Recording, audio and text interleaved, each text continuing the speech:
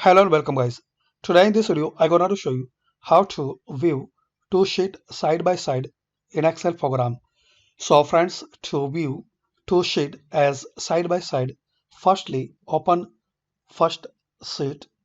In my case I will open this first one. Now minimize it and open second one.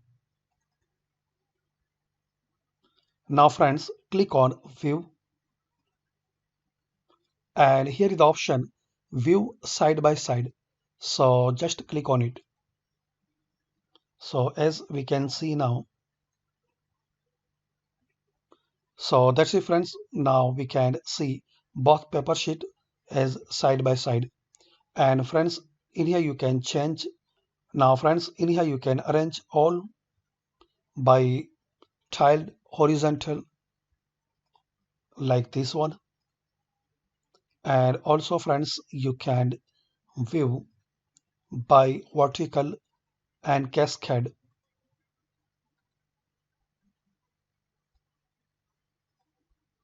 So as your choice and requirement, you can use this one. I will select vertical. So that's it friends. By this easy and simple method, we can know how to view two sheet side by side. Thanks for watching this video. Please subscribe the channel for more update.